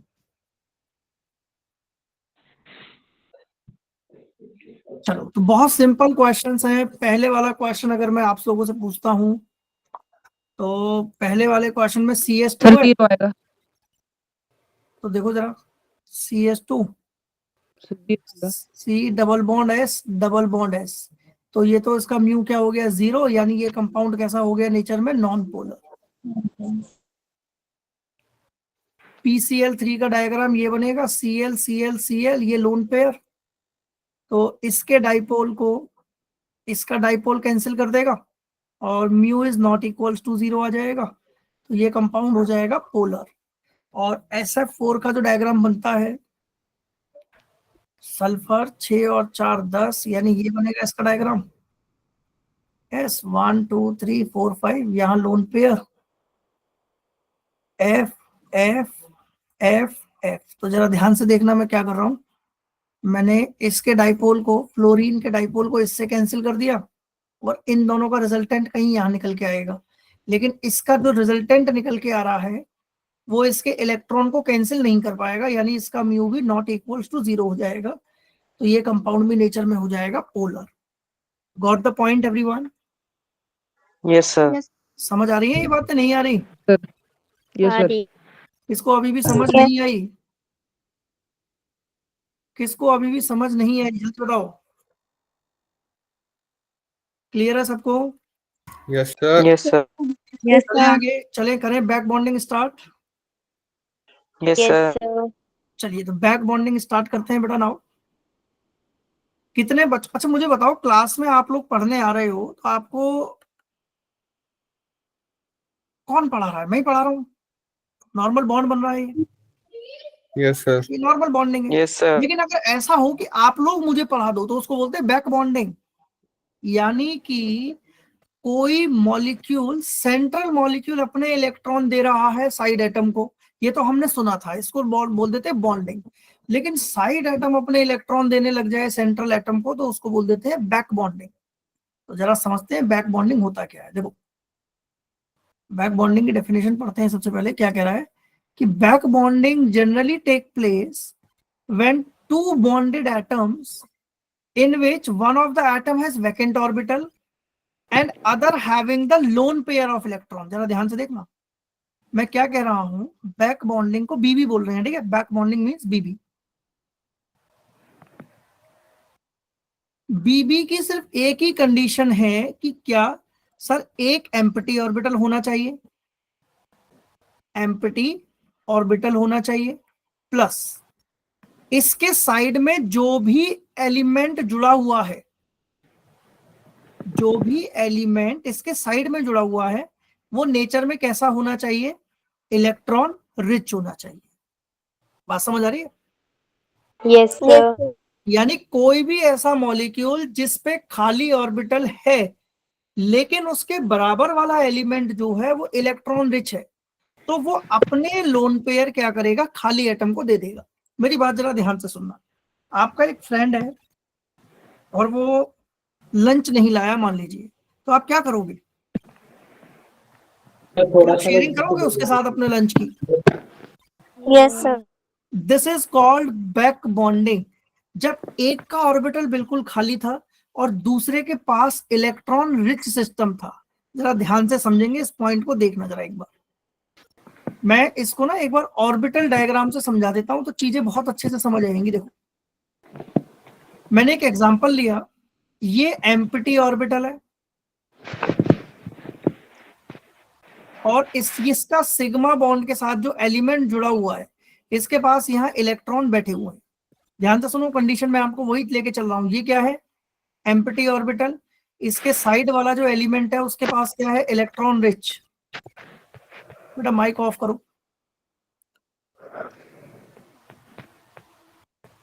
Piyush mic off करो बच्चे। पीयूष शर्मा। चलो अब यहां जरा अगर मैं ध्यान से आपसे पूछता हूं कि बेटा क्या यहाँ बैक बॉन्डिंग हो सकती है, तो आप कहोगे यस सर, इस केस में बैक बॉन्डिंग पॉसिबल है। कैसे? ये वाले इलेक्ट्रॉन इस एम्प्टी ऑर्बिटल में जा सकते हैं। यस और नो? यहां हम क्या कहेंगे? बीबी टेक प्लेस। अब जरा ध्यान से सुनना, मैं एक इंपॉर्टेंट पॉइंट लिख रहा हूं। Back bonding gave rise to the formation of which bond? Sigma और पाई? पाई। और अब पाई बॉन्ड क्यों बन रहा है ये सब उसको क्लियर होगा जिसको वीबीटी क्लियर था। देखो साइड वाइज ओवरलैपिंग हो रही है। Yes sir. हो रही है ना ओवरलैपिंग, इस तरीके से हो रही है। देखो यस सर। तो इसको बोलते हैं बैक बॉन्डिंग। बात समझ आई? कोई डाउट? No sir. चलो एक एग्जांपल मैं इसका करवाता हूं, देखना जरा। मैं इसका एक एग्जांपल आप लोगों के साथ शेयर कर रहा हूं। देखो ये मेरा 2p ऑर्बिटल खाली पड़ा हुआ है और इसके साथ एक एलिमेंट है जिसके 2p में इलेक्ट्रॉन बैठे हैं, केस ए। केस बी 2p ऑर्बिटल खाली है, लेकिन इसके साथ एक एलिमेंट जुड़ा हुआ है जिसके 3p में इलेक्ट्रॉन बैठे हैं। आप लोगों को ऑर्बिटल का डायग्राम बड़ा होता हुआ दिख रहा है, 2p से बड़ा हो गया 3p। Yes sir. C case empty orbital है 2p का, इसके साथ एलिमेंट जुड़ा हुआ है जिसके 4p में इलेक्ट्रॉन बैठे हुए हैं। और डरो मत, मैं इसका एग्जांपल भी देता हूं अभी। एक एग्जांपल है डी, इसका 2p खाली है, लेकिन इसके साथ जो एलिमेंट जुड़ा हुआ है उसके 5p में इलेक्ट्रॉन बैठे हैं। अब इसके एग्जांपल अगर पूछे जाएं तो एग्जांपल ध्यान से देखना। ये मैं ले रहा हूं BF3, ये ले लेता हूं BCl3, ये ले लेता हूं BBr3, और ये ले लेता हूं BI3। आप सबको पता है फ्लोरीन सेकंड पीरियड से बिलोंग करता है, क्लोरीन थर्ड, ब्रोमीन फोर्थ और आयोडीन फिफ्थ। तो क्या ये बात सबको समझ आई कि 5p में किस तरीके से सारे इलेक्ट्रॉन फिलिंग दिखा रहे हैं? Yes sir. गुड। अब मुझे बताओ एक्सटेंट ऑफ बैक बॉन्डिंग क्या होगा, किसमें बैक बॉन्डिंग जल्दी होगी?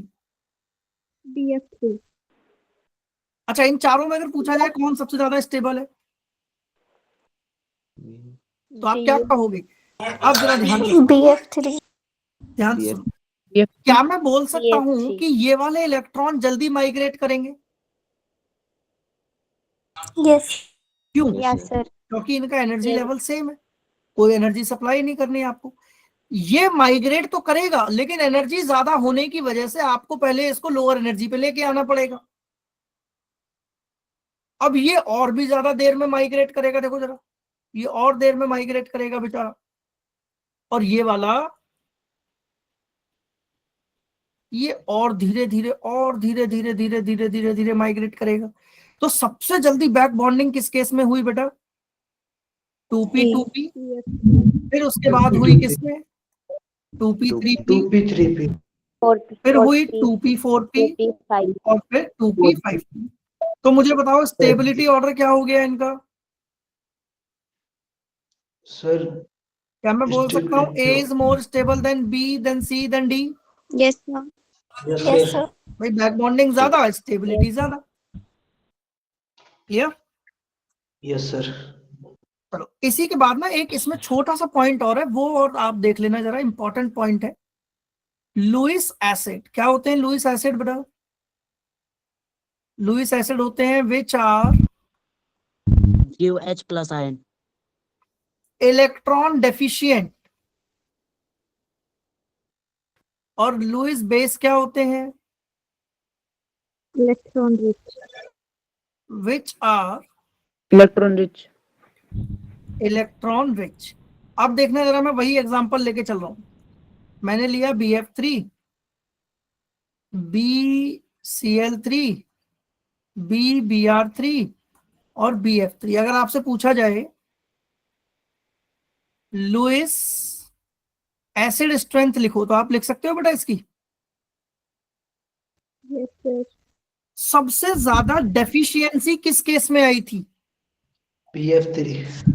गलत, BI3 में। BF3 में तो देखो इलेक्ट्रॉन सबसे जल्दी आ रहा था। BI3।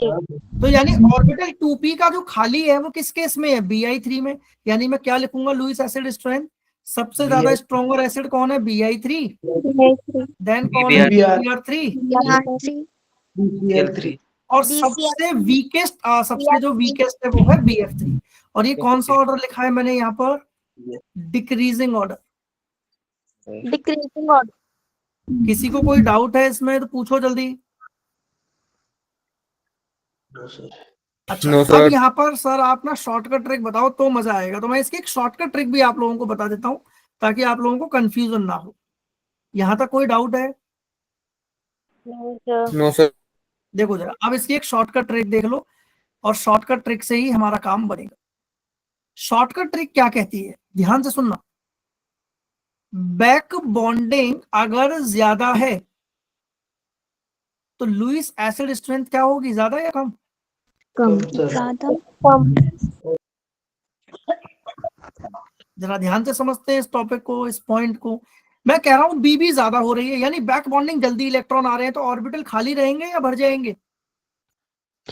भर जाएंगे। भर जाएंगे। और जो भर जाएंगे, क्या आप उसको स्ट्रॉन्ग एसिड बोलोगे या वीक एसिड बोलोगे? Weak acid. चलो, दूसरा पॉइंट, बीबी ज्यादा, इसका मतलब लुईस बेस कम। ज्यादा। ये 2 पॉइंट बताओ किसको समझ नहीं आए?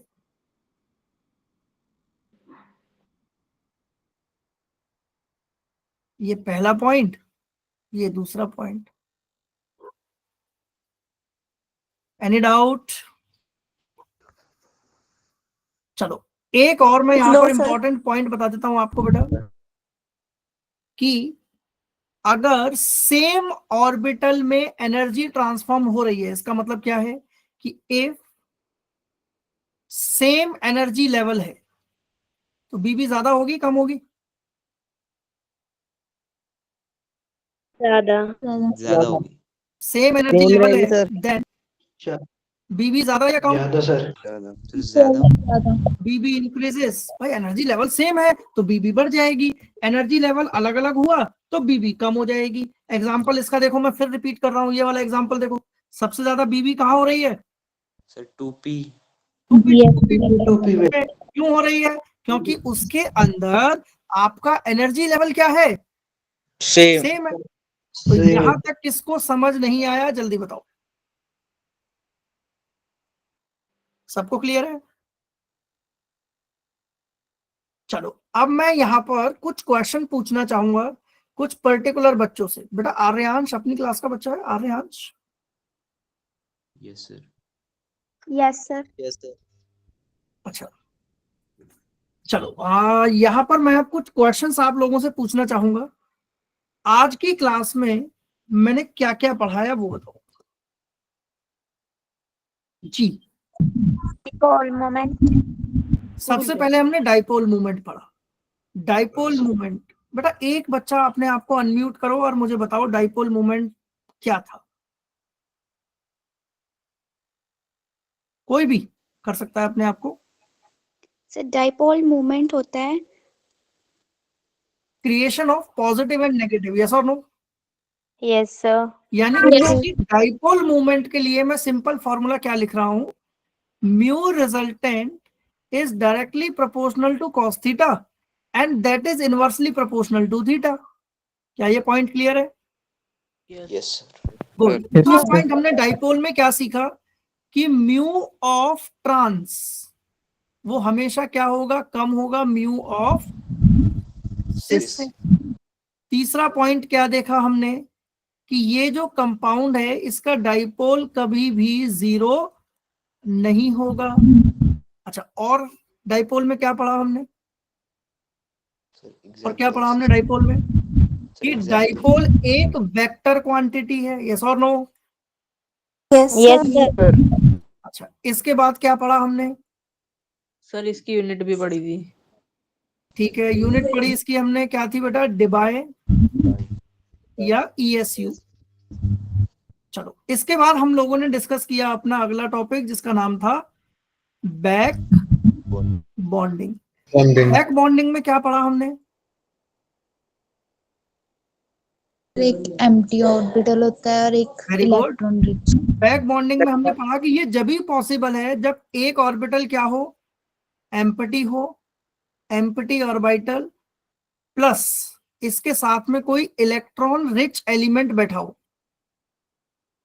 कोई इलेक्ट्रॉन रिच सिस्टम बैठा हो। और क्या पढ़ा हमने बैक बॉन्डिंग में? सेम एनर्जी लेवल में। सेम एनर्जी लेवल में, यानी कि मैं क्या बोल रहा हूँ, 2p की ज्यादा होगी बैक बॉन्डिंग।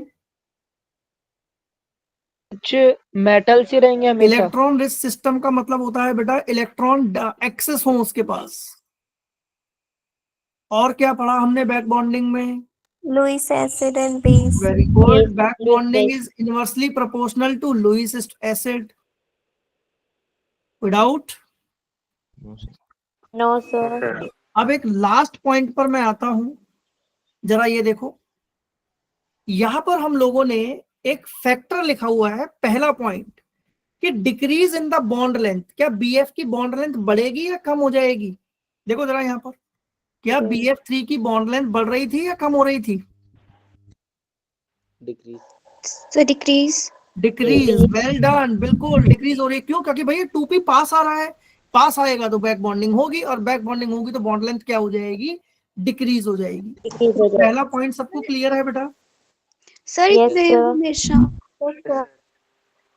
चलो अगला पॉइंट समझते हैं। अगला पॉइंट में क्या ये वाला पॉइंट आपको क्लियर है कि BF3 जो है वो ज्यादा स्टेबल है BCl3 से देन BBr3 से? Yes sir. ऐसा क्यों हुआ? क्योंकि सेम एनर्जी लेवल वाला एग्जांपल डाल देंगे हम। अच्छा, अगला पॉइंट कह रहा है कि पाई बॉन्डिंग बनेगी यहाँ पर। क्या ये बात सबको समझ आई कि पाई बॉन्डिंग क्यों बनेगी यहाँ पर?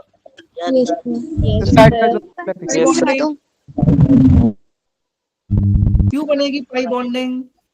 तो फिर से समझा दो इस पॉइंट को। ये पॉइंट कह रहा है कि जब कभी भी बैक बॉन्डिंग होगी, यहाँ पर आ जाओ, कौन सी बॉन्डिंग बन रही है जल्दी बताओ, सिग्मा या पाई? पाई। क्यों बन रही है पाई? बस ये कह रहा है बेटा कि यहाँ पर ओवरलैपिंग से कौन सा बॉन्ड बन रहा है? पी पाई बैक बॉन्डिंग। पी पाई का मतलब पाई बॉन्डिंग बनेगी, और पी का मतलब है यहाँ पर कौन से ऑर्बिटल पार्टिसिपेट कर रहे हैं? देखो PP ऑर्बिटल है। सर मतलब इसमें सिग्मा बॉन्डिंग नहीं बन सकती? नहीं बेटा, सिग्मा बॉन्डिंग कैसे बन सकती है? एक बॉन्ड तो पहले बना ही होगा ना, वरना हम ये कैसे बोलेंगे कि दोनों कनेक्ट हैं एक दूसरे के साथ? अच्छा सर, ये p ऑर्बिटल्स के बीच में ही होगी सिर्फ? ये p ऑर्बिटल के बीच में होगी। p ऑर्बिटल में एक्सटेंट होती है बेटा, बस ये याद रखना। ये d के साथ भी पॉसिबल है, बट p के साथ एक्सटेंट होती है। यस सर, ठीक है।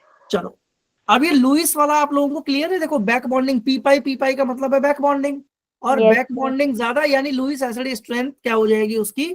कम हो जाएगी। चलिए, तो ये आपके दो टॉपिक थे जो आज हमने कवर किए, डाइपोल एंड बैक बॉन्डिंग। इसी के साथ बेटा कुछ क्वेश्चंस मैंने अटैच किए हैं डाइपोल और बैक बॉन्डिंग से रिलेटेड, ये आप एक बार देख लीजिएगा। This is your homework. और नेक्स्ट क्लास में मैं यहाँ से इसको हटा देता हूँ, क्योंकि आप लोगों के कई डाउट्स हाइड्रोजन बॉन्डिंग को लेकर है, राइट? Yes sir. तो मैं यहाँ पर नेक्स्ट टॉपिक H बॉन्डिंग डाल दूं?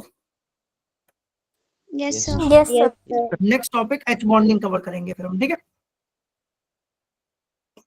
Thank you sir. तो आज की क्लास को यहीं पर ही पूर्ण विराम देते हैं। Thank you so much everyone for attending this session. I hope सबको सब चीज क्लियर है। अभी कितने बच्चे ऐसे हैं जिनको अभी भी डाइपोल में डाउट है? No sir. मजा आया डाइपोल? ये बताओ, पहले से ज्यादा समझ आया या अभी ऐसे ही लग रहा है कि नहीं आया? सर सर पहले से बहुत बढ़िया। डाइपोल सर मेरा नेट चला गया था, एक बार सेकंड पॉइंट दोबारा बता देना। सेकंड पॉइंट कौन सा बेटा? सर जो आपने पी पाई वाला जो बताया था आपने। बेटा यहाँ पर कौन सी बॉन्डिंग हो रही है जल्दी बताओ, सिग्मा या पाई? सिग्मा या पाई? यहाँ सिग्मा बॉन्डिंग हो रही है पीयूष ऋषिकेश, या पाई बॉन्डिंग हो रही है? पाई बॉन्डिंग हो रही है, साइड वाइज ओवरलैपिंग है। इसका मतलब जो बैक बॉन्डिंग से पी पाई बॉन्डिंग बनती है, ये है इसका मतलब बेटा।